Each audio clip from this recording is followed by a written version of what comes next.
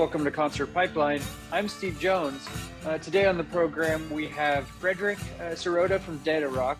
I had a chance to interview Fredrik. We had a long, great chat, actually, and he even pulled out the guitar and jammed a bit for the program. So you'll get to check that out a little bit later. We'll get back to Fredrik in just a bit. Before we do, let me catch you up on what's going on in my life. As you'll notice, my Peloton right behind me. It's in my new fucking house. This is the house that I own. It's crazy. I mean, it just feels crazy and cool and overwhelming and exciting and nostalgic in different ways as well, because I moved for the first time in 8 years. This is living in Napa on the property that I rented, and my kids have thus far grown up in. Is the longest place I've ever lived anywhere. There's nowhere even close. Nowhere even close. I think the last place, might be 2 years max, and for my whole life, from what I can remember. So sitting in one place and calling that home is, it was an amazing feeling. And even though I didn't own the house was, old and had its quirks, didn't have a doorbell, didn't have a dishwasher, didn't have, these modern technologies that a lot of people are used to. Not far from a smart home, let's say, right? I can't turn on lights with an app or anything. The lights flicker when the washing machine is on at that house, but it was my fucking home.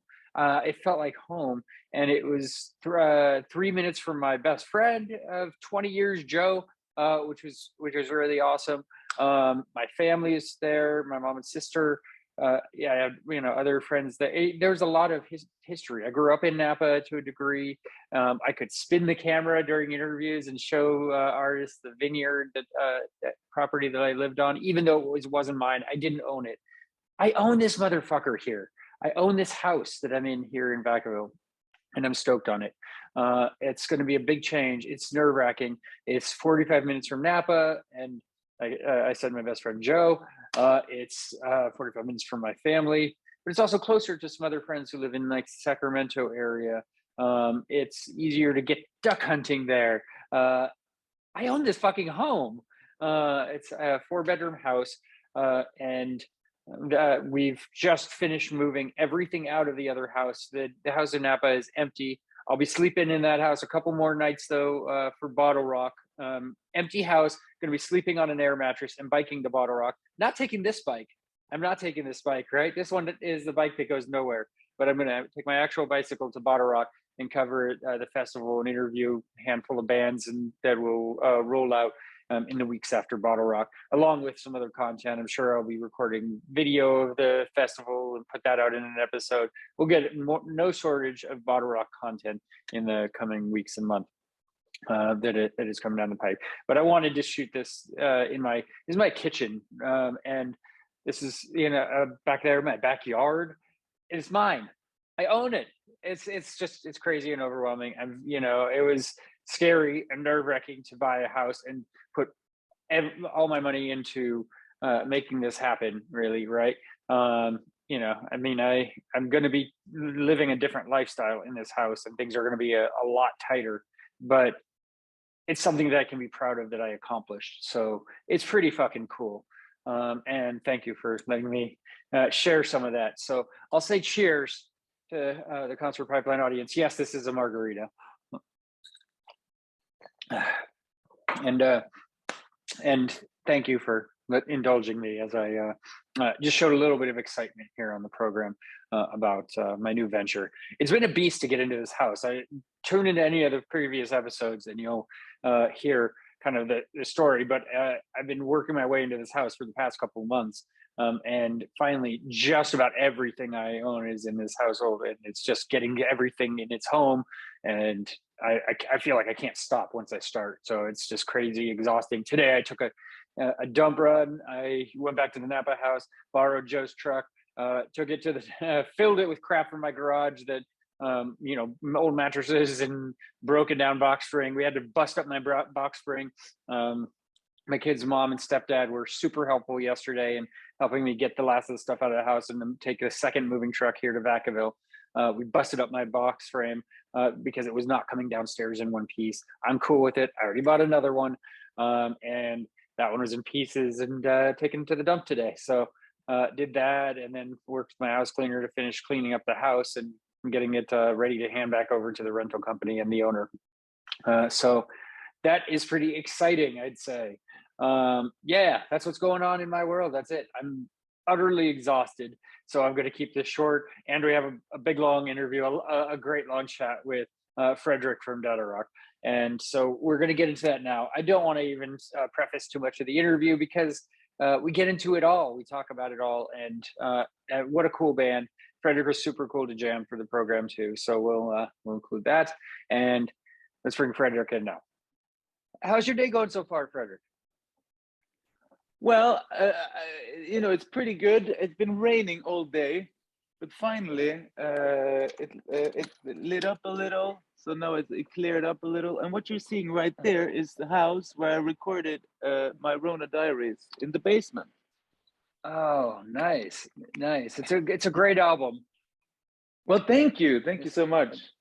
And I love what you did with it, with bringing it to life as well, in the live setting.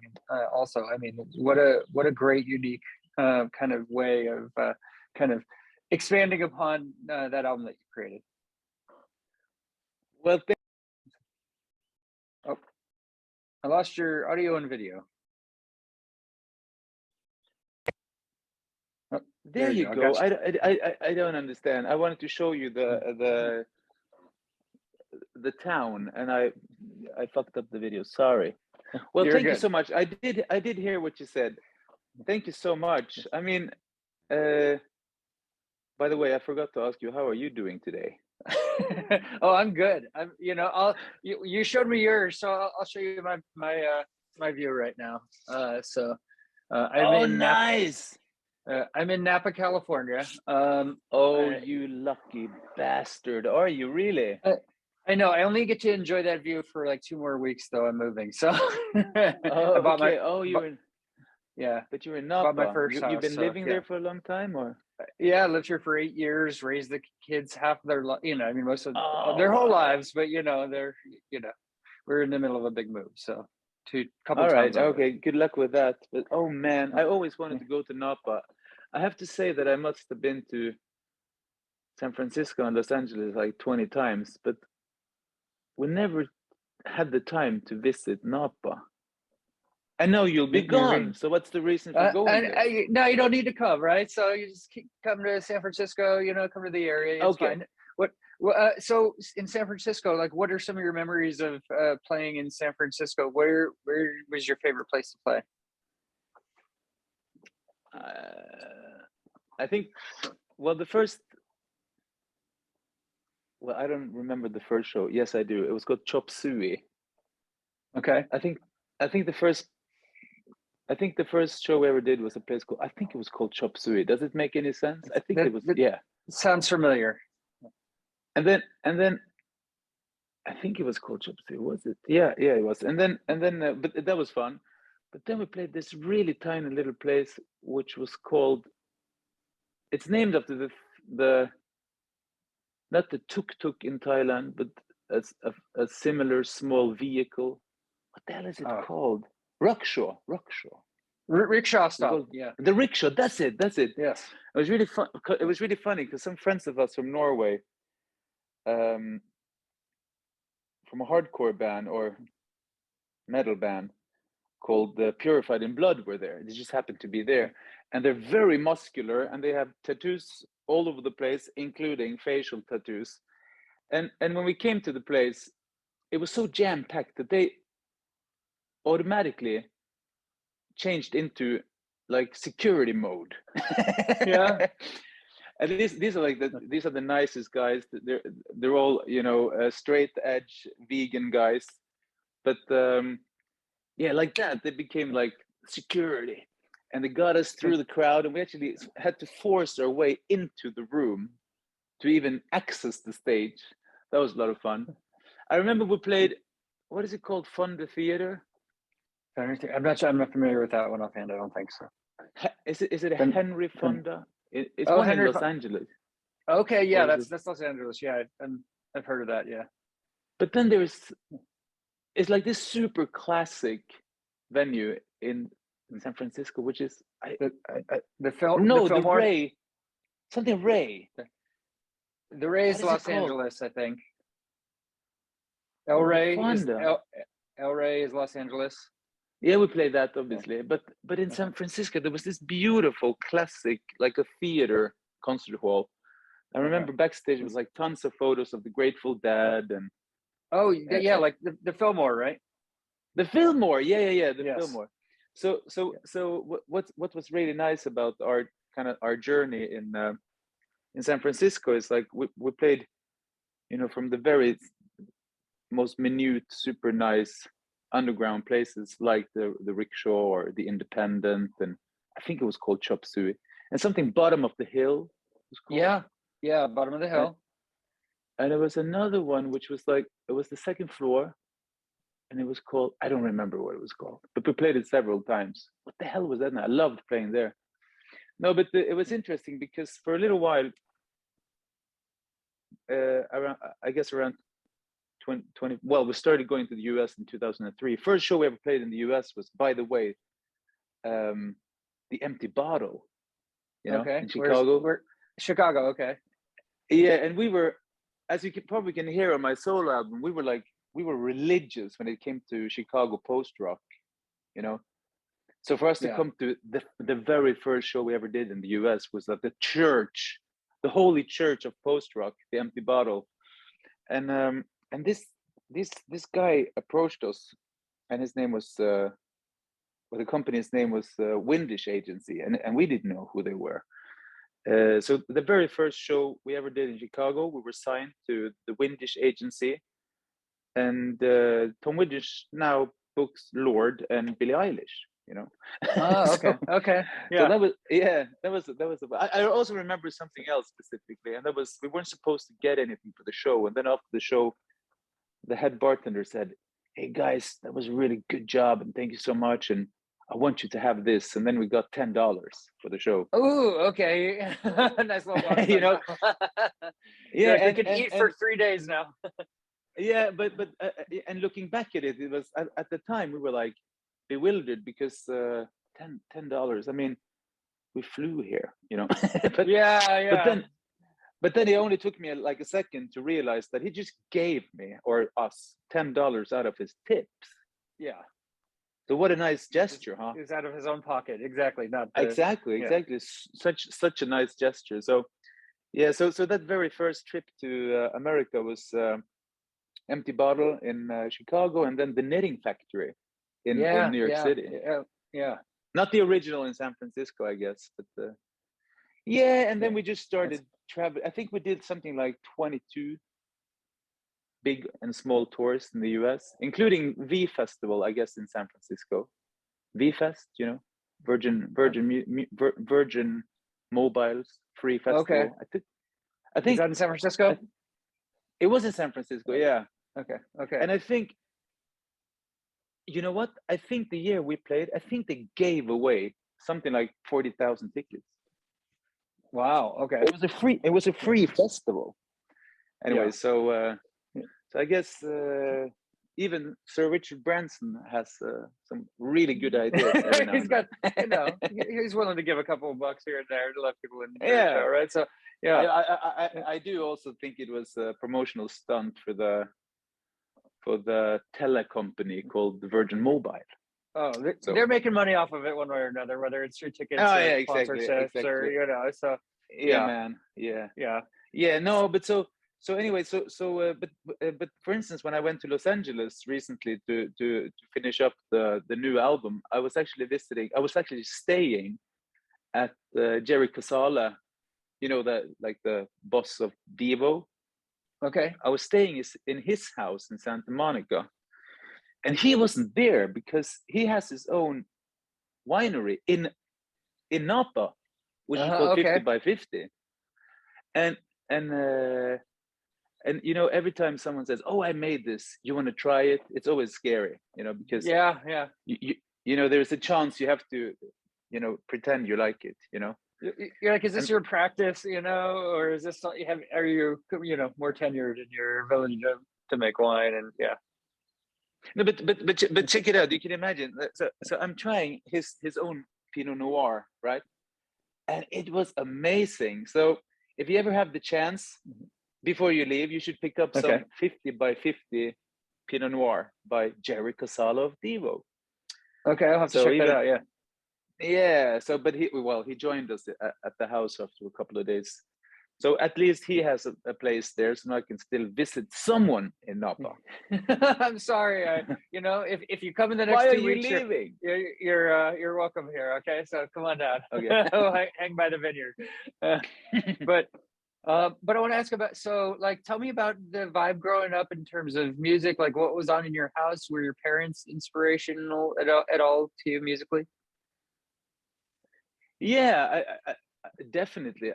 I'd say so. I mean, my father was born in India in 1942, but in 57, that part of the country that he was born in became Pakistan. So I'm assuming this national competition he won was in Pakistan.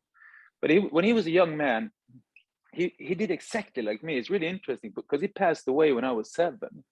But I ended up having exactly the same university degree as he had from his hometown in Pakistan, which I never even visited. But when he was a student, what he spent his time doing was doing theater and music, which was what I was doing when I was a student. And he actually won a national competition as a singer. This must be in.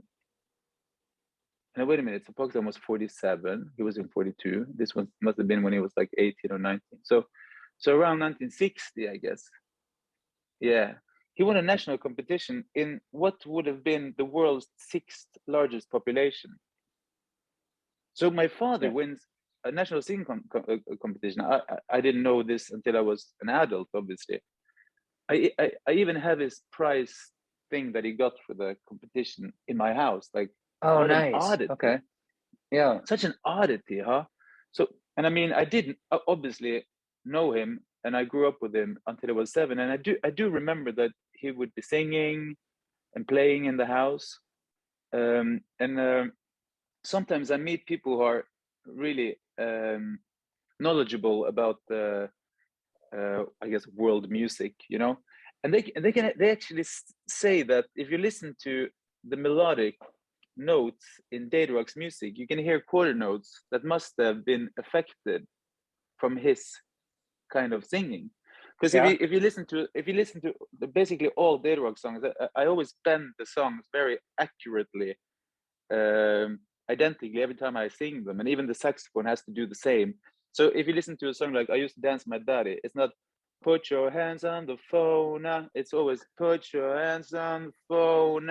And I always sing exactly the same, and it's quarter notes, right?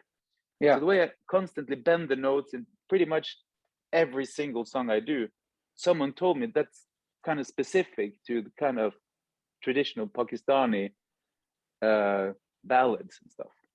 So isn't Yeah. it odd? Yeah. Yeah.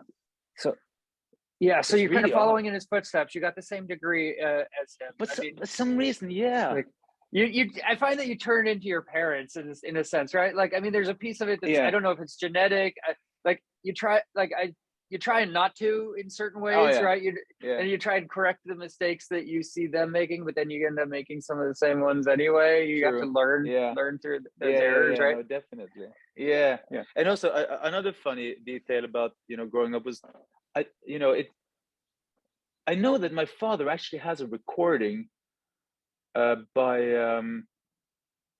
let me think, Ravi Shankar, who came to Okay. this town in 1975. So he must have attended some concerts, right? Yeah. Because he actually did a stereo recording of the concert, which I have on tape. As really Ravi Shankar in Bergen, Norway, 1975. That's insane. But Uh-huh. but anyways, but my mother played the trumpet when she was young, and she was very proud of the fact that she had perfect pitch, Yeah. which I don't even know what that means. Kind of, I do know what it means, but what the hell? When do you need that? I don't know. but so they identified as very musically interested, but I don't really remember that, that there was a lot of music. I do remember Simon and Garfunkel and Leonard Cohen. That's what I remember. And then when you listen to what I do now is I play an acoustic guitar and I sing soft songs. So it's definitely there somehow, Yeah, and did I hear that you picked up the cello as a kid? Is that something you picked up when you were younger, or? Yeah, and I mean, my mother was very supportive of that. Obviously, I don't remember her ever driving me to soccer practice, but I do remember her always driving me to cello class. Yeah, she was consistent about that. Yeah, but I mean, obviously, to this day, I think it's a wonderful instrument because it's on the new album. But I don't think I had much talent for that. My brother did the same, right? So I just started playing the cello because my big brother did. Yeah. But then he started playing electric guitar, and this, I mean, this was back in 87, 88, right, when we were kids. So the kind of music we obviously started playing was thrash metal, because that's what you did, or you would learn some punk stuff like simple Sex Pistols riff, but Sure. and then a little bit of like Dio and Black Sabbath and that kind of stuff. But the thrash metal was something we really identified with, because even though these guys were, I mean, they were very young, Sepultura and I guess Creator and Nuclear Assault and Metallica and Slayer and all those guys were, I'd say they must have been very young in 87 or whatever, but they just seemed so young. They seemed so like adolescent kids. So when we watched like Headbangers Ball on MTV or whatever, we really we saw ourselves in those guys, and they kind of looked like us too. Plus it was very easy to emulate their style, right? You just grow your hair, put on a cap and start skateboarding, and then you're a Californian guy. You've at the park, exactly, yeah. And then so I started playing thrash metal. That's what I did. And my first band was actually called Axe, and we even had a song called Motor Axe. Okay.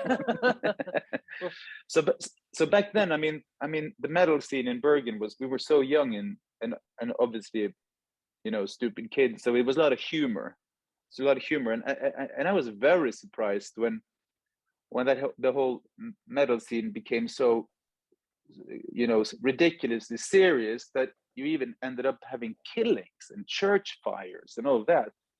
And I mean, if anybody has seen like Lords of Chaos and all of that, that's not representative at all. And like I mean, you don't need a lot of imagination to understand that kids ending up in a situation like that must have been in a pretty difficult state, right? Yeah. Whereas over here, I mean, everybody I know comes from completely normal homes. There was, as far as I know, no depression issues and all of that. So anyway, so when we did metal, it wasn't serious at all. But then positive and some negative stuff grew out of that and became the black metal scene of Bergen. And I don't know if you're familiar with this, but you are the black metal scene from Bergen?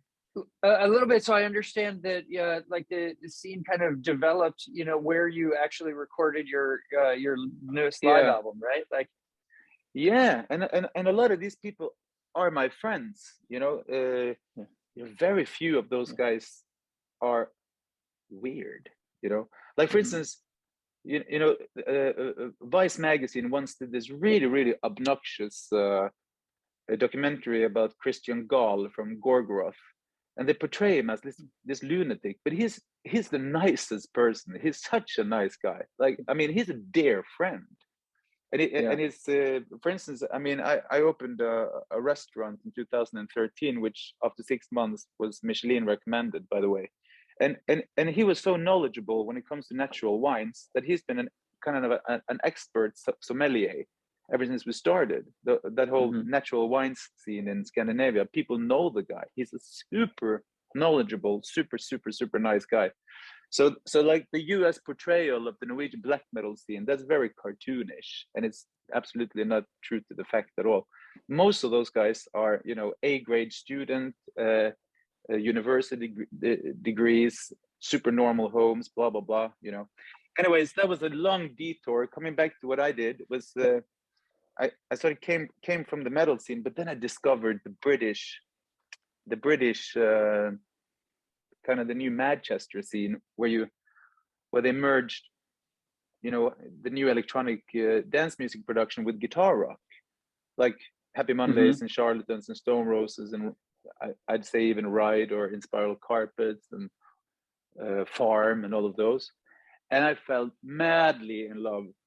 So to be honest, the music I heard in 1988, 89 when I was 12, which was that whole British scene, is really what still sort of informs Datarock to this day. You know, it really is kind of electronic beats with guitar rock.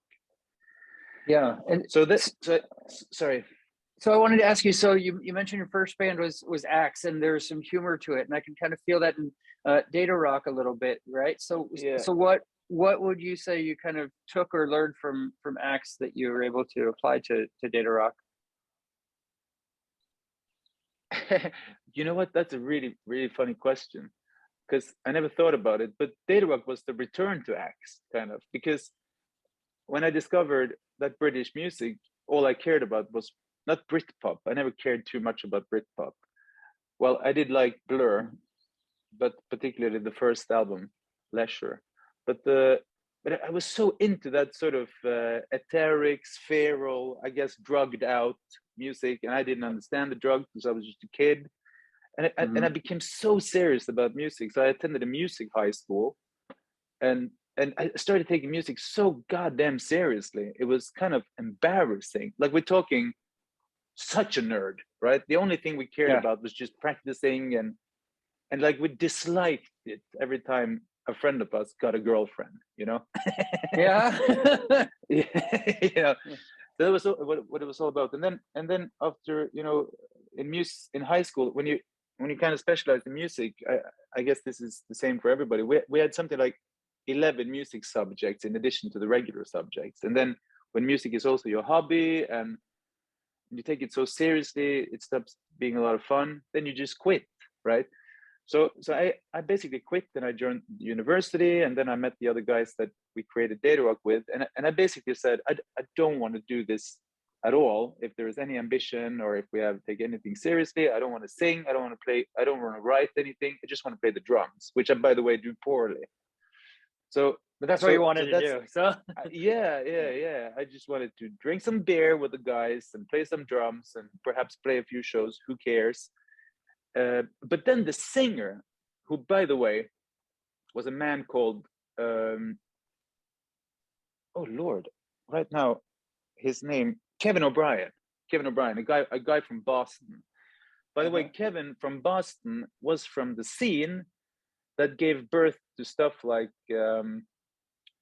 what's their name? Bloodhound Gang. Okay. Like that, he's from that scene, so he's a lunatic, right?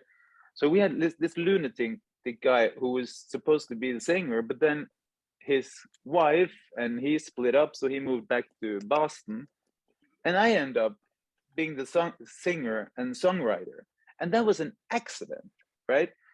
But because I was supposed to just be the drummer, and because Kevin was, well, he was like a beat poet lunatic, you know, we sort of just kept it going with that. You know, it's very liberating when you just have fun. You know, sure. I'm not a funny person at all, but if you give me the opportunity, you know, I do appreciate a good laugh. You know. Yeah. So for me, Datarock became like it became the Prozac of our lives, kind of like this was where a bunch of grumpy geeky nerds could have a little bit of fun, and it was such a nerd off, you can't believe it, you know. But by some reason, which I will never fully understand, at least 50% of our audience were always girls, which I really, it's Hey, that's a good bewildering. balance, right? So Exactly. And that pulled such a crowd because all the nerds knew that it was a lot of girls at our shows, right? yeah. So the show kind of developed from being this, I guess, what you would assume to be, you know, a nerd sausage party, to this like party frenzy where all the weirdos and the nerds and the geeks and the guys who didn't usually attend that kind of party partied like Animal Farm, kind of, you know. So so we didn't see it coming at all. We thought we made a band for like 5 friends or whatever, and then we end up doing 1,000 shows in 36 countries. Took us by surprise. I mean, you traveled so many places. So like, what? I mean, you've seen so many things over your time at Datarock as well. So what is some of those highlights of locations that you've been able to visit? Well, we've been to a lot of places that I didn't even know existed, you know. Yeah. Which is kind of fun. It's kind of fun. I have to admit that we did play on average 28 countries and traveled 250 days a year for like 5 or 6 years. It was ridiculous, right? Yeah. So sometimes some of the shows actually struggled to remember even which country it was, you know. Yeah. But yeah, let me think. I mean, since I was 16, I used to go to Denmark to this festival called Roskilde, which is like a huge festival in Europe. Well, in Denmark, it was I think it was 120,000 people there. Mind you, this was before anybody had cell phones, you know. Yeah. Yeah. You know, so from I was 16, I used to go to this place and I would see all the new exciting acts, but you would also see all the classic acts there. So you can imagine, for me to go back to Roskilde to play the festival that I had attended since I was 16, that was amazing, you know. Yeah. It was amazing to play this. The first time we played like a major crowd was in Australia at a festival called Meredith Music Festival, and again we didn't really know that we were a big deal whatsoever, and we came to this festival, which was like in the middle of the way I remember it was in the middle of the woods, because it was in the middle of the woods. It was in the middle of nowhere outside of Brisbane, and we come out to this field, and there is a natural kind of hill where the audience is standing. So you kind of see the faces of everybody, right? Because it's a, what do you call it in English? I don't know, atrium. Amphitheater. Yeah. Exactly, a natural amphitheater. Yeah. That's right. Yeah. And we come out on stage, and there is 13,000 people who know all our lyrics on the opposite side of the planet. That's amazing, right? That was amazing. And also on the same tour, we realized that we were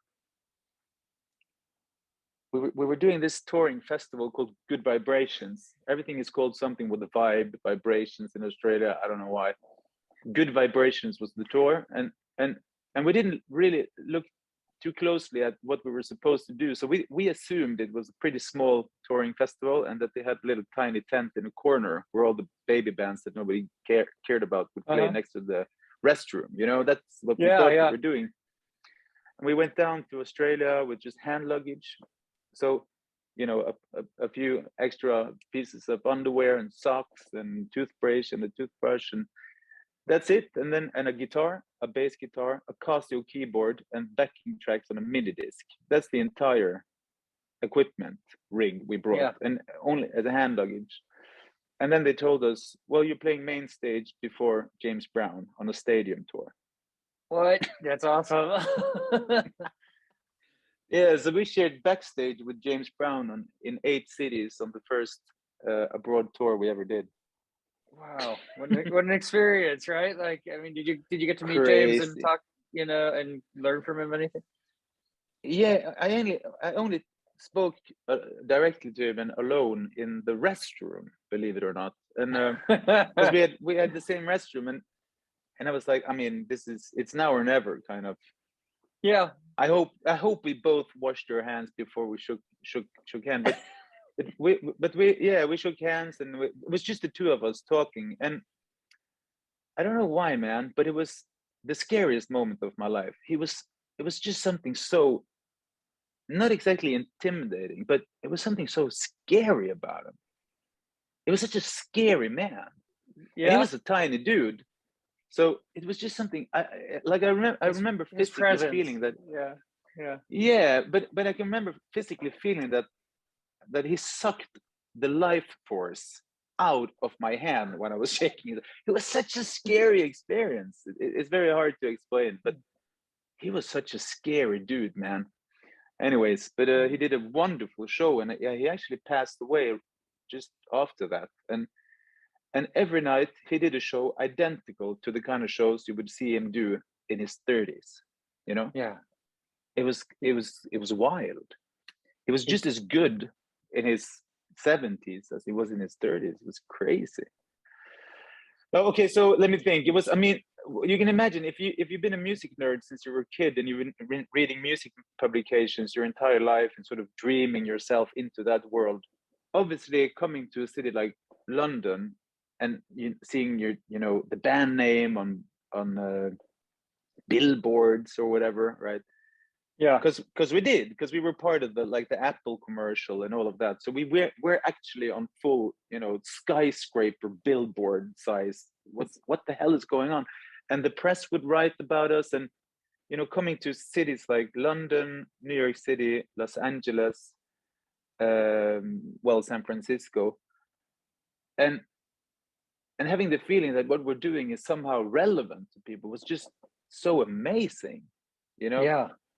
And even though the size of the venue or the festival or whatever would be identical to a town that you never heard about before, it obviously makes more of an emotional impact when you come to New York City or London and stuff like that, Yeah. So I mean, yeah, for us to I mean, the first times we sold out shows was in San Francisco and Los Angeles. Like we sold out shows in Los Angeles and San Francisco before we ever sold out a show anywhere in Norway. So that was amazing. That's incredible. Yeah, and another really cool thing that we experienced was meeting some of our idols and having them say that they appreciated what we do. So for instance, getting to befriend Devo is obviously a personal highlight because they're the reason why Datarock exists. Right. Yeah. And also stuff like, I mean, it was cool playing Coachella because the year we played Coachella in 2008, it was a very interesting festival. You had main act was Prince. Prince was the main act, right. Yeah. And Battles was playing the same day as us, and you had Kowinski, Justice, all of those interesting new underground artists from around the planet was playing Coachella back then. It wasn't a Valley Girl festival. It was a music freak festival. Sure. Yeah, the only famous person I met backstage was Perry Farrell. Yeah. So that was a lot of fun. But to me, to this day, my proudest moment must be when Rolling Stone magazine listed one of our songs as one of the top best songs of the year. And when Enemy put our debut on number 36 of the best albums of the year. But I mean, I live for that crap. I mean, I'm so easy to please, and I bought this in the store, and check this out. So Uncut magazine, and this is, I mean, it's embarrassing, or I should be embarrassed. I realize I should be embarrassed for this, but I'm just so proud. I'm going to show you regardless. So I'm getting an 8. I'm getting an 8 out of 10 in Uncut magazine. And what they're writing is just so nice. I just want to stop doing music because this is you've hit a milestone. You've made your mark, right? You can retire happy from the music industry, right? So yeah, I mean, anyways, well, it's probably because of my age. I don't know, but when someone really knowledgeable about music says that, all right, good work, that means the most for me, kind of. Yeah. So let's talk about the new album a bit, because I want to dig into kind of what what brought it together? And I mean, first off, tell me how you came about deciding to bring it to the live format with the strings and everything in the way that you did. All right. I mean, when Datarock started, it was super collaborative, right? Like Kettle One would do some random weird ass beat, and it would trigger some ideas in my head, and then I would come up with melody and lyrics, and we would work on it together, right? But then, as I've told you, I was practicing so much, and I had so many ideas laying around. Like more and more, I would start writing songs from scratch, right? And very often, because the other guys had all sorts of things to attend to, very often I just ended up just doing everything myself in the studio, right? And that means playing the bass, the keyboards, the percussion, the drums, the everything, right? Yeah. Which means that a lot of the Datarock recordings, I just play everything myself, and then I'm in a band that has to emulate what I do, right? There's very few recordings where I don't play the drums, for instance, you know. Sure. And I just thought, I mean, that's fine. Like nobody minds, because everybody puts their identity and signature into every live show, anyways, you know. But for the solo album, I just thought, I don't want to force anyone to sort of emulate what I do. I mean, I'm definitely not a particularly good, well, anything, but as at least not a good bass player or drummer or anything. So let's just try to find a way where I can sing these songs without anyone having to try to do what I do kind of poorly on my solo album, you know, where everybody can do what they do the very best version. And that stuff is hard when you have an album. It's very natural for the drummer to try to do the same kind of beat, the same kind of fills, perhaps even the same kind of cymbals and hi-hat and everything, you know. They just thought, okay, how can we do this completely different and make this, you know, very well, solo album into something truly collaborative. And then I just thought, okay, I remember this. Do you know the Norwegian band Turbo Negro? Yeah, I've seen them live here at the Fillmore, actually. Yeah. Oh, really? Yeah. Love those guys. And Thomas Seltzer, the bass player, he's a ridiculously intelligent, generous person. So he spent his entire life doing super serious journalism, basically, and he had some really interesting TV shows, debate forums, kind of. And he once invited me to do his TV show, and he wanted me to do Carly Simon's "You're So Vain," right? Yeah. And I said, yeah, and I said, oh yeah, thank you. I really don't want to. And then by some reason I just said, unless I can do a version with harp, cello, viola, and violin. And I don't know where that came from. I just said it. And you can actually, if you Google Datarock and "You're So Vain," you can see that original first time I ever did anything with that kind of lineup, which it's such a special, weird lineup. Nobody does harp, cello, viola, and violin, right? So it was just something I did for his TV show years ago. And then I had that in the back of my head, and I actually asked my booking agent to send that video recording with my new album to the biggest, largest festival in the Nordic countries for art music, and lie and say that I had string arrangements for my new album, or perhaps I lied to my agent, and then they booked it, right? And then I found myself in this very difficult position, because then I very rapidly I had to find 4 musicians. I had to find someone to help me arrange all these songs. And in the process, I realized that I would lose so much money during COVID, by the way. So I had no income, right? Yeah. So I realized that the cost of writing these arrangements is just so ridiculously high. And it was so dumb. I had lied to the festival pretending I had the arrangements, right? So they obviously weren't prepared to pay for that. And then also professional musicians at the level that we got on board is also very costly, right? So I put myself in this absurd position. I was like, what the hell have I done? Like we're talking so much, you can't believe it.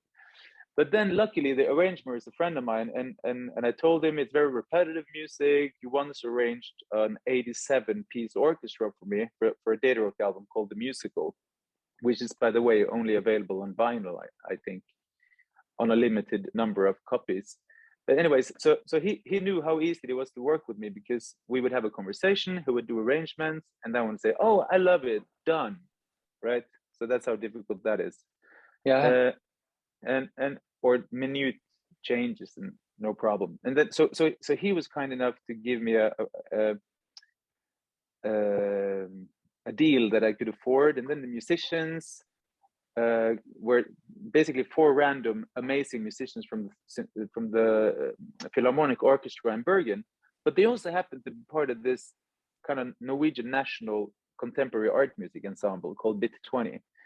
And this is what happens. The heads of Bit 20 contact me and say, "What the hell is going on?" I'm like, "What the hell? What do you mean? So why are all these guys with you for this festival?" And I'm like, "Because your artistic director gave me the tip of contacting these specific 4 musicians. So what the hell is the problem?" And they were like, "Well, the problem is we want to be part of it." So suddenly it's not me kind of hiring these guys on, but a true collaborative project. Yeah. Right. So it didn't start off like that, but it became a collaboration between me and basically the National Contemporary Art Music Ensemble, Bit 20. And it's all such a insane, endless line of random accidents and lies and lucky Sometimes shots. you need a lie to get there, right? Like to make it happen. And yeah, man. And the funny thing is that the guy who practically, technically engineered the recording was Kings of Convenience touring sound engineer.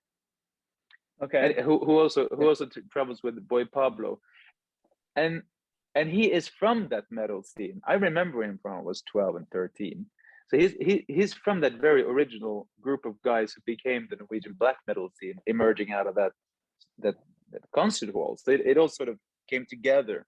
The very first show I ever played was 50 meters up the street at a rock joint called Garage.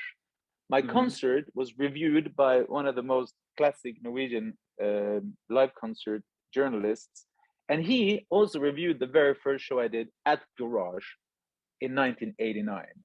So this night was like really everything coming together. It was at the hall where I saw my very first live show ever in 1986, which was a Norwegian band called the Monroes, which was like a Norwegian version of what is the name? Oh goddamn, what is their name? The ones with the song "Our House in the Middle of the Street." Talking, not talking Madness. No, Madness. Okay, yeah. I was like, why is it? Yeah, yeah, and the bass riff of that song is actually in one of my songs. I stole it. Anyways, so that day was just like, it was a day when everything came together. So I just thought, okay, I need to record this, cross my fingers, and hope that it works. And then, so what happened was, I went on stage that night to premiere all these songs. I never played them ever before. Yeah, I didn't know these musicians. Like we had 2 short rehearsals together, and that's 2 short rehearsals. Each rehearsal was 2 hours. That basically gives you just enough time to just play through the songs and then do adjustments and correct mistakes and shit, right? But then you go on stage, there's no conductor, there's no one, we don't really know who's going to set the tempo, who's going to take charge of which direction the song is going to go. We're standing in a line, so we don't even see each other. The harp player is so far away from me that I can barely hear him, and mind you, even though I write the lyrics, I have difficulties remembering my own lyrics, right? And it's a sold out show after like a year of lockdown during COVID, right? There is a stream and it's being recorded. So this is a 99% chance of complete failure, right? And then I get the recordings and they're so surprisingly good that I get Mark Rankin to mix it. And this is the guy who mixed and produced Rolling in the Deep by Adele, right? And he produced, Queens of the Stone Age, Weezer, Iggy Pop, Florence and the Machine, blah blah blah, all sorts, and it comes back as this amazing album, thanks to all of these weird risk takings for me and my friends. So that's what a lucky accident that whole thing is. Yeah, and it's, I mean, it is such a risk-taking thing, and it's such a departure from what you've done with Datarock as well, right? I mean, to go and put your name on it and say, okay, this is what I'm putting out into the world, and it's not what you're expecting from Datarock, but this is where I'm at right now, right? Yeah, absolutely. But I mean, you know, this similar kind of songwriting did kind of find its way into Datarock too. Like, for instance, if you hear the last song on the Red album, there's a song called New Day's Dawn, and it's very similar. It could have been on my solo album, you know. And even on the very first album, you had songs like Lorry. It's like, if you know the basic structures of Lorry or even Bulldozer, a lot of them have similarities, you know. But it was really nice to just be able to be, you know, full on emo on my own stuff, because then I can sort of protect Datarock, so I can maintain that as a Prozac in my life, you know.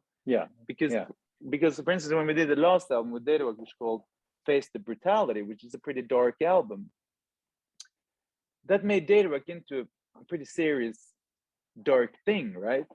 Sure. But it was, and that felt kind of wrong, because we wanted our depressed friends to be able to come to a Datarock show and just have a little bit of fun. So it kind of felt weird to try to force that side of us into Datarock. So when, and this is what I feel, as soon as I got to sort of ventilate that very serious part of myself, I guess, in my solo stuff, it was so much easier to do Datarock as what I think that is supposed to be, right? So suddenly with the new Datarock material we're doing now, we're working with Steve Dubb, who did everything from Chemical Brothers, and like our keyboard player Stig, the mystical cost operator, who's been with us since give me a second here. Who's been with us since 2003. He never contributed to any songwriting ever. Suddenly he helped write half of the songs in the new album. Yeah, you know. So if you, I think it's a very good tip to everybody working in a band. What is going on? I tried to turn off. I did press turn off. Okay, there you go. If you have something that you want to express that doesn't really fit into a band, do something solo. Keep the band be a collaborative thing, you know, and then come back to it fresh, right? Like, I mean, yeah, exactly. Yeah, no, it's great to be able to do that for sure. And so as you're going back into the new Datarock with Steve and with Mark Rakin, what does that look like? How far along are you in that process with the new album? Very far, actually. Yeah, almost finished. Yeah. Mark Rankin is mixing some of the new stuff there. Well, what we managed to do was to sort of, we brought it back to musically, and arrangements, and the energy and the rhythms and all of that is kind of, I'd say, luckily kind of back to where it started, so to speak. So it's and I mean, I identify more with LCD Sound System and even Chemical Brothers and all of that than I do to like rock bands, even though Datarock is kind of like a rock band, right? I think Datarock is good when we're a crossover band. We're not particularly good if we're this or that. We're just good if we're in the middle somewhere. I don't know. Need to define it. Yeah. You know what I mean? So no, but it's a huge departure from what we've been doing the last couple of years. It's substantially more electronic, and we wanted it to be, energetic and fun. But then, because we did most of the songwriting during COVID, obviously a hell of a lot of seriousness did kind of crawl into that too. I mean, we were pissing our pants over here when you had that goddamn election last December. You know, Oh man, such a terrible situation. I was even at a wake to follow the U.S. election. You know, and you know, post Ukraine, like the scary election of the U.S. was kind of, you know, got to us. You know. And so I mean, one of the songs, TikTok, is all about that election, to be frank. Another song is called Digital Life. That is all about Brexit, you know. And it's a funny song. If you look up, because all these songs are pre-album singles, they'll end up on the album. So we've released 3 singles from the album already, right? okay, And that's a song called Digital Life, a song called TikTok, a song called Video Store. And there's another one coming out called Double Vision, June 17th. Because now all the regular band members are now back together.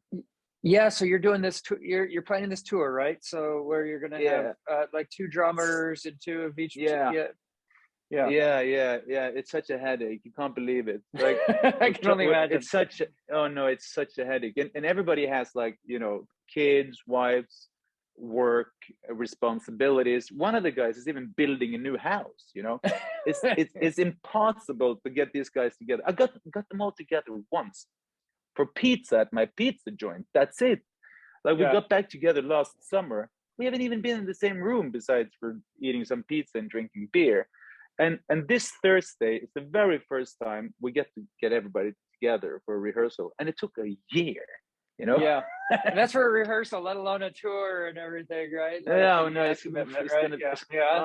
It's gonna be so hard. And just imagine, like, we're doing this festival in Oslo, and it's Norway. Yet we have to fly 7 musicians and at least 2 technicians across the country for one show. Wow. Yeah, it's terrible, you know. No, but I just wanted to say that what happened to our album is that I mean, there is some of the songs are, you know, pretty funny. One of the songs is just about Ian Flux, the cartoon made by MTV in the early 90s. Why? Well, because I think it's, but I mean, I think it's relevant to the content of the remaining songs. Well, the album is going to be called Datarock's Media Consumption Pyramid. Okay. Because that's what everybody has become. I mean, we've become media consumers. That's our main occupation, it seems, especially during lockdown, right? I must have seen so many hours of series and films on various streaming services that I made up for my lack of watching TV from I was a kid till I was an adult during COVID. Yeah, you know. Yeah, you've caught up for sure, huh? Yeah, and also, I mean, it is kind of scary to realize how powerful certain media exposure can be. Like, for instance, if you get all of your news via Facebook, that might be not a good decision. However, we know that's just how it is for a lot of people, you know. A lot of people use that for sure. Yeah. So it's like it's the new Datarock album it sounds like all fun and games, but if you listen to the lyrics and realize some references even in the music, then you kind of realize that it has a serious, what do you say, double bottom or whatever you call it. Yeah, double entendre sort of thing, double meaning, you know. Yeah, but you don't have to care about it, you know. You just come to the show and have a good time, you know. Yeah, for sure. Well, so as we wrap out, I'm told you're able to play an acoustic song for the program. Absolutely, and I planned this so well. That's why I'm in the bedroom. So because the girls are here, I obviously have 2 girls and one. Two teenage, almost teenage, right? One of them is almost a teen. And are they musical at all? Are they, you know, following in your footsteps there? If they play music, you mean? If they like play instrument? Yeah, a little bit, but I don't know, man. Perhaps I forced them to come to because they came to our shows in like Japan and Australia and all sorts of stuff. So perhaps they sort of saw that that wasn't the life they wanted. I don't know. So they ended up dancing instead. And I don't mind. That's fine. I mean, let them do their thing. Yeah. Yeah. I mean, who knows? Perhaps they'll start music at a later age. I don't know. Yeah. Okay, so I realized I should put in both, so you get stereo sound. You get stereo sound now. Sure. Yeah. Or did you get stereo sound with just the one or two, or I don't know. Try the other one in and see how that works. Well, no. Yeah. It's both. You got them both in. Okay. Yeah. Let's see how it sounds. Okay. So does it work? Okay. So I thought it was gonna. I mean, as I said, I should show you again because now the sun is up. So the solo album.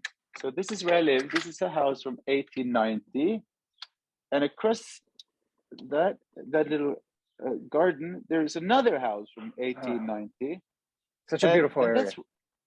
Oh yeah, I agree.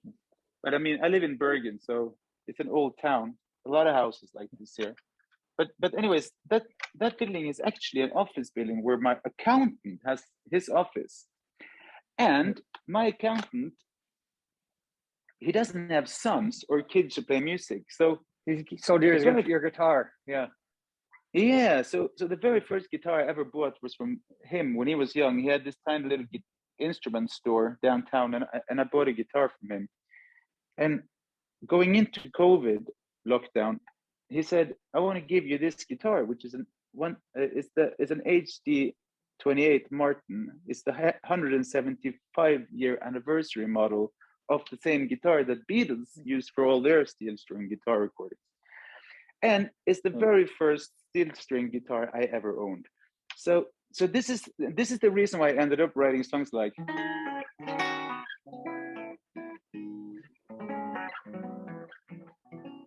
you don't write stuff like that on a Steinberger electric guitar, Yeah. So that's how I came up with this riff. Like I think you can see it, but I picked the string with my little finger, like, you see? Yeah. So anyway, so I don't think you can hear the particular little details of the riff, but I'm gonna sing my Corona song or isolation song, "I'm a Rock." Is that okay? I love it. Yes, it sounds great. Okay, let's do it.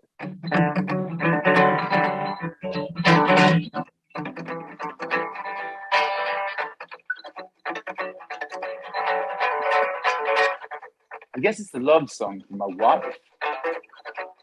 You are a mountain and I'm a rock. You are a fountain and I'm rain when it drops down on the ground when nothing's around. I'm gonna have to put this out because I can't hear anything.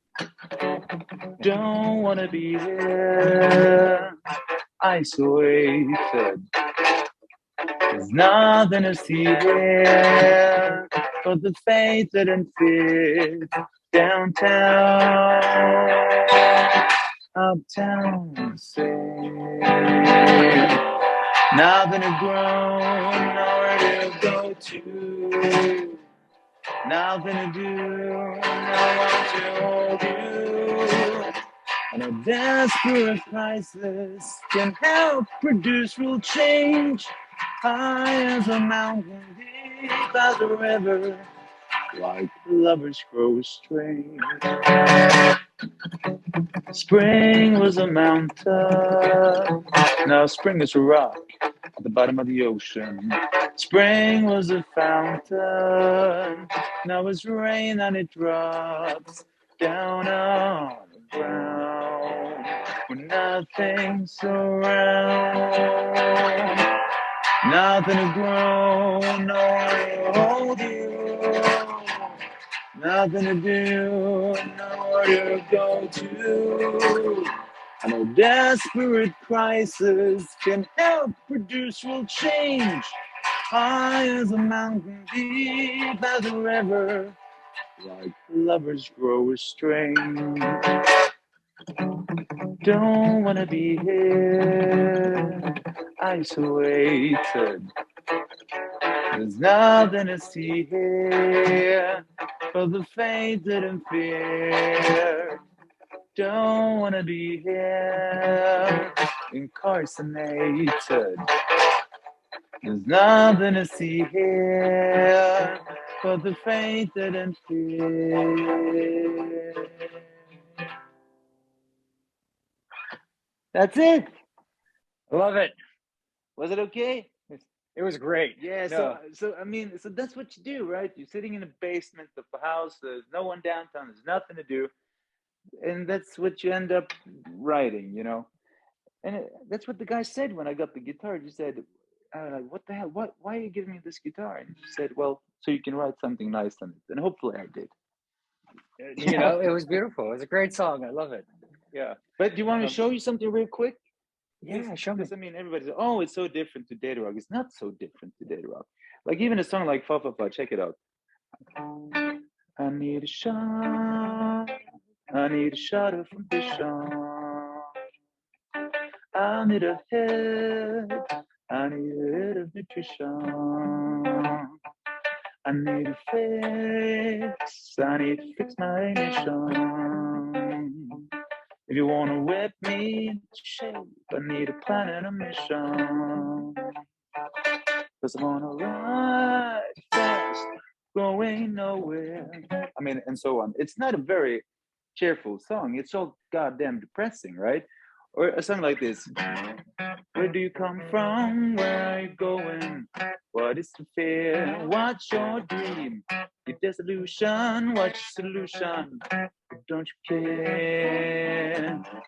What do your folks do? What's the religion? What is the past? Do they know the situation, their tribulation? And will this last? I don't want to be no hero. I wouldn't care to wear a halo. So where to go? I don't really know. Don't even want to be a catcher in the rye. And so on, right? So they're all guitar songs, you know? Yeah. Most And of then you them build anyways. upon them. Yeah. Yeah, and like this. You know, if you listen to a riff like that, which is the solo stuff, right? And so on. But then you have stuff like, check it out. This is a Datarock song. Give me a second. Sorry. Where the hell is it? Yeah. There you go. Okay. The wind caught the seagull and chased it off the shore. See how it trembles, giving in, drifting on. A boy lit a cigarette while a girl closed the door. These hopeless romantic fools won't be lovers no more. And then so on, right? So they're all just guitar songs. That's what I'm saying. It's not, you know, put a little bit of offbeat hi-hat and you know, distorted guitars, percussion on anything in this dance music, you know? Yeah, and it's one thing to do, like, I mean, you've done the whole rock show and everything. I mean, the tour with the full band and all of that. And I know there's a piece of you that wants to get out there and just do an acoustic show, like we're doing right now, yeah. right? And just break it down and keep it at its bare bones basics, right? Like, yeah. I mean that is, I mean, not all music. A lot of music is about just the, you know, the beat and the synths or the sounds, but the kind of stuff I do, that is the foundation of every song, you know? yeah. But I do realize that, I mean, of course, I mean, if you go to a show and you expect that, again, I'm there with my acoustic guitar and white t-shirt instead of a red tracksuit, that's disappointing. I realize, you know?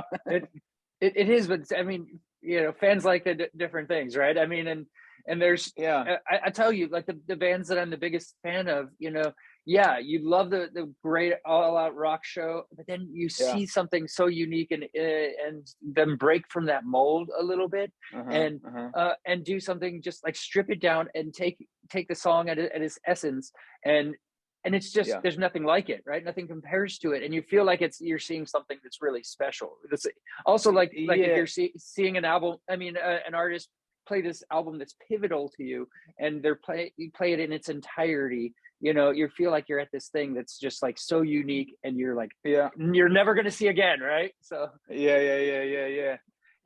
I think like especially with the kind of music that I've been kind of part of, it's so, you have so many production sides to a lot of genres that make a song ephemeral, right? If you produce it in a particular kind of way, it's so goddamn ephemeral, right? You know, if you like for instance, a lot of the bands that we played with in the UK in 2007 and 8, they were labeled new rave, right? Like Klaxons and Shit Disco and all that, and they put in like siren sound, wee, right? And you know, very contemporary production styles to their songs, but they were really skillful songwriters, but they just disappeared because the whole mannerism around the music and the style of production, and no criticism to anyone, but it kind of took away the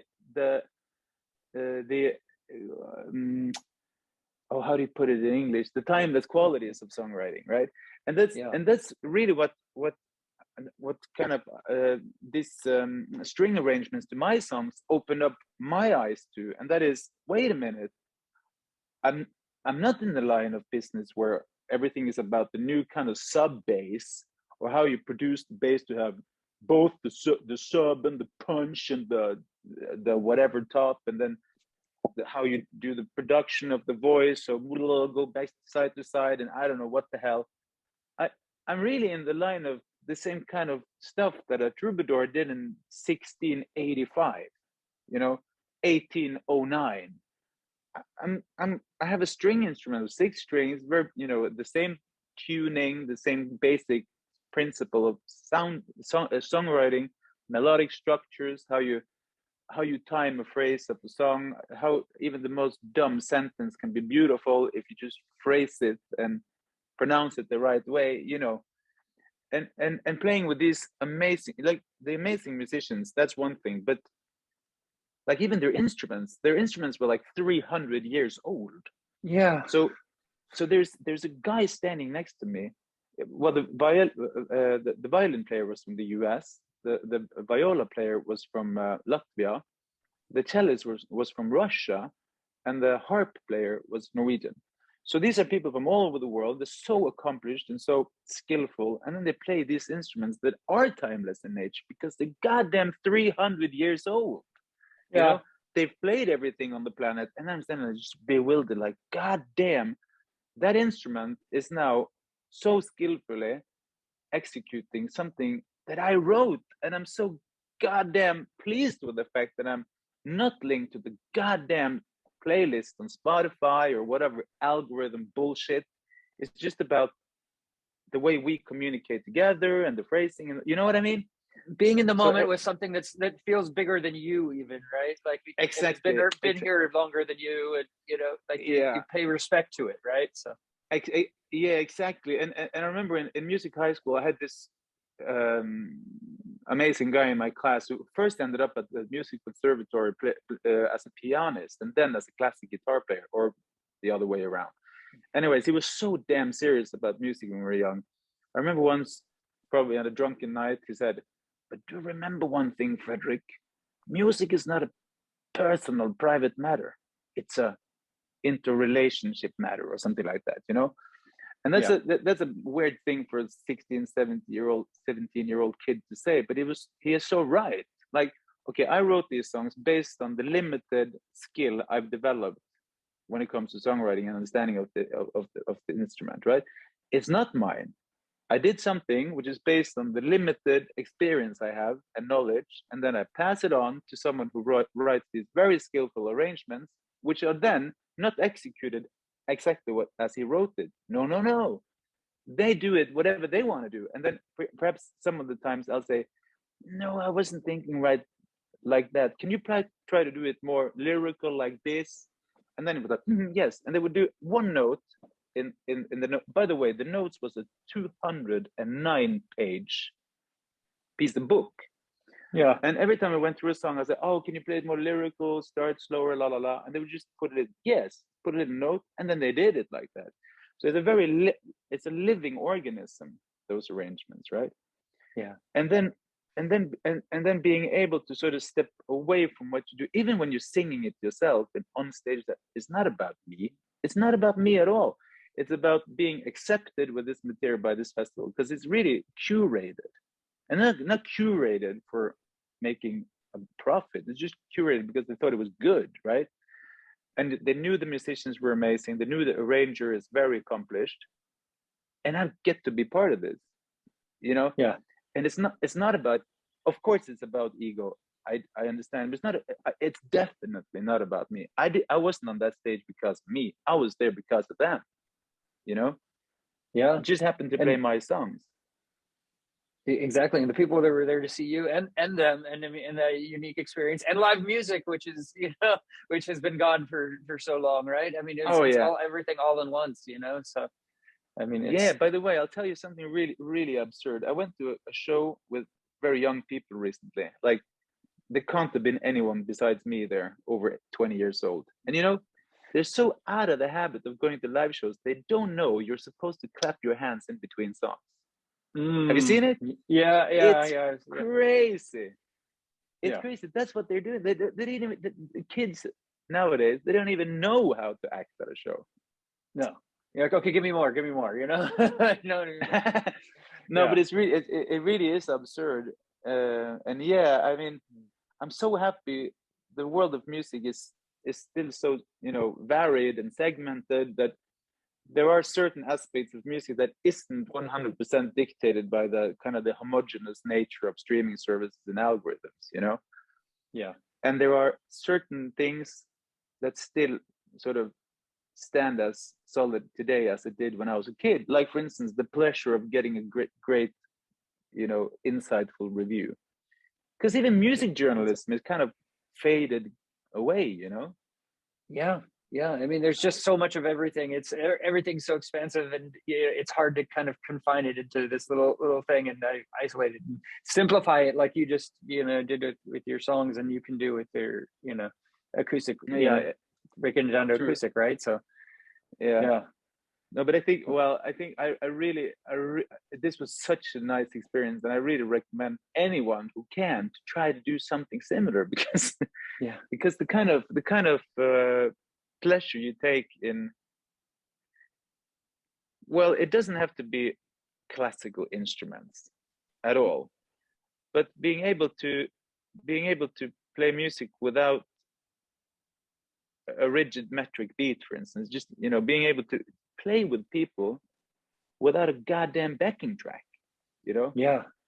It's become so normal and so common, because the backing tracks that people use on stage also very often triggers lights and all sorts of crap, like the, I don't know, pyrotechnical stuff or whatever, right? So it's all stems from the same source of clock in it's all part of the same exact shows exactly every night, like nothing, not mixing it up, right? Yeah, and like everybody has in-ears, and the main source of sound in the in-ear might be a click track or whatever, you know. But that thing that happens to your soul when you interlock with someone with beats and energy and the same sort of understanding of phrasing and tempo, and because the tempo obviously goes up and down all the time, right? Like the heart goes up and down in tempo. That's how music is supposed to be, you know. But when you have a rigid metric rhythm pattern, that's kind of counterintuitive to how music is supposed to be, you know. So even just being able to do a little bit of stuff without, well, you know, even drum machines had more of a life than computers, because the computers are actually rigid metric. Whereas if you record a drum machine, it does actually go out of grid if you look at a recording session, right? So yeah. Throw away the backing tracks and the MIDI clock for a while, guys. For real. Yeah. Well, Fredrik, I want to thank you for taking the time today and playing some songs too. I mean, that's always a real pleasure. And I hope you're able to get out to, we'll call it San Francisco, Sacramento. It doesn't have to be Napa because I'm not here anymore. So Are you going to Sacramento or San Francisco? it's almost to Sacramento. It's this town called Vacaville. Right. So we played Sacramento many times. Yeah. Well, come on back and and I'll check it out. We'll hang out, have a beer, and definitely. Yeah, or even some Napa wine. Yes, exactly. And just because I'm leaving Napa, Casales 50 by 50. Yes. Yes. Hey, you come out to Sacramento, I'll find it, I'll bring it. So nice. Okay. Definitely hope to see you there, man. Yeah. Well, thanks, Fredrik. I mean, and it was great to get an insight into all of your music, but I'm looking forward to the new Datarock album as well, when that comes out, and keep getting after it. Like I mean, you got so much passion and so much liveliness, and it's creativity. Keep doing those out of the box ways of approaching your music. It's your fans love it. So yeah, well, thank you so much. I'll do my very best to keep going. Yeah. Thank you. Well, have a good rest of your day. Okay. Hey, thank you so much for inviting me in. I really appreciate it. Of course. Nice of course. talk. And I'll send links along when it's live here as well. So great. Thank you. So I'll share for sure. All right. You have a good one. Okay, Fredrik? All right, man. Have a good one. Good luck with the move, man. Oh, thank you. It's almost done. It's a beast. It's just, when you have kids, you get stuff. Oh, I know. When we moved in here, it was supposed to be a two-week process. Took 2 months. It was such a goddamn ordeal. Yeah. We sort of decided if we don't get, if we don't break up after this, we'll never break up, and we haven't. After 12 years. So just get through the move, and you'll be together forever. That's an important part, right? So that was the interview with Fredrik from Datarock, and that takes us to our final segment on the program, the music news. I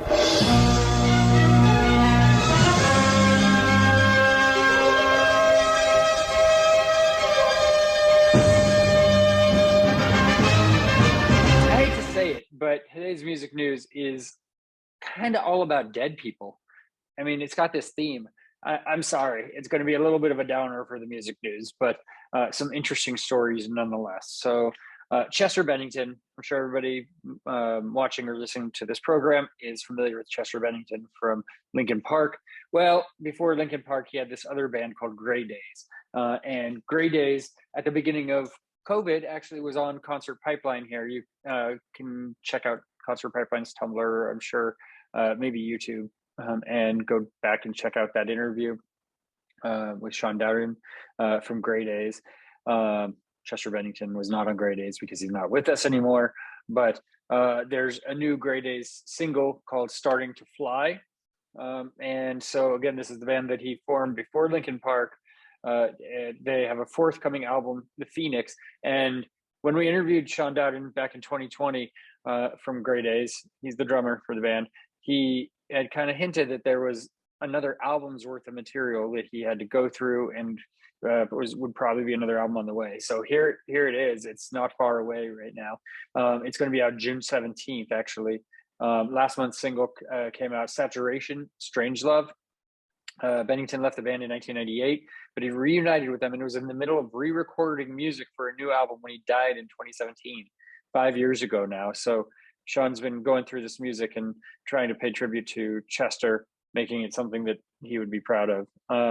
It's a new rock anthem about finding yourself and your true potential. It's realizing you can make the world yours. It's a song about hope. How high can we go, says drummer and songwriter Sean Dowdle. So there's a video for the track directed by Heidi Gadd, and it features Bennington and the band along with behind-the-scenes footage from the Phoenix recording sessions, which you can check out online. A 10-song collection that intends to honor the late singer with contributions from Dave Navarro, Jane's Addiction, which is really awesome, Richard Patrick, and Bennington's daughters, Lily and Lila Bennington. So Again, it's a follow-up to 2020's Amends, an album of reworked tracks from their back catalog built around Bennington's original vocal takes.